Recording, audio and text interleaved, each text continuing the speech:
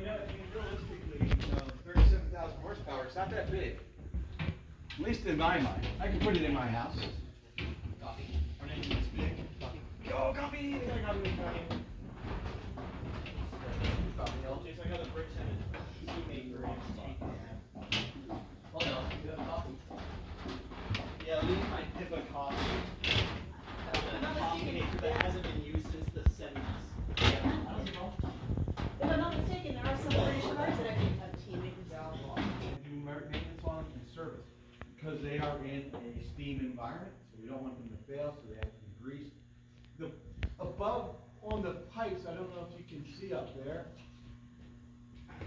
All the pipes are on a suspension system because they're superheated steam. If the ship is being rocked and getting hit with battle damage, we don't want it to shake the pipe. And conversely, steam pipes shake. If you ever had a house that had radiators or heated by steam, you'll hear those funny noises, or if there's air in the line, it's even worse. And so they put this suspension system on it to protect those pipes from breaking. What do you think? Would you want to work? It's still hot. Up here it's hotter than downstairs where it's the top of the boiler. What's the pay? The pay's the same. What you asked? Yeah, they would blow it on.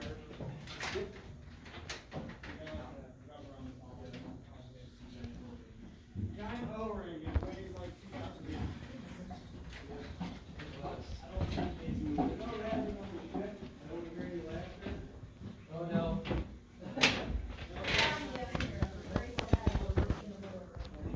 Diesel is in the post, well, it's almost as long as this turbine and gearbox. So the engine is right here.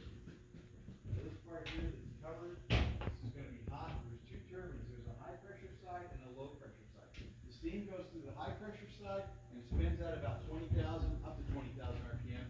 Low pressure, about 8,000 RPM. So you have two sides. So we're releasing the steam.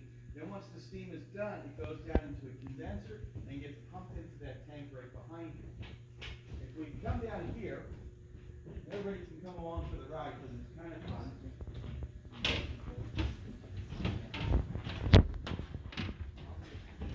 All right, walk in that way. Take a picture of it. And don't touch the bus bar. So all the shore power comes up through here for power distribution. So this does work. So what we have here is our steam turbine, and if you look below me, it looks like a pipe, but actually that's a drive shaft. There's another one right here on the other side that comes from the high pressure side. So what this does is it takes that up to 20,000 RPM on that side and up to 8,000 RPM on this side and reduces it from 0 to 280 revolutions per minute. So it's a pretty complicated gearbox.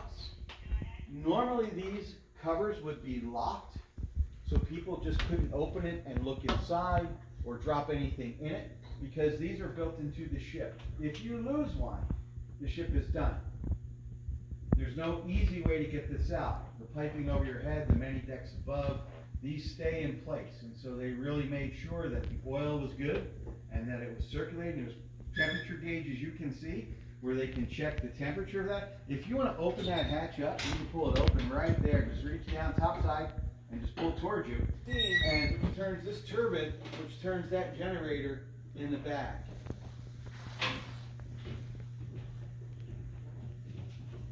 And now we're up to the fun part.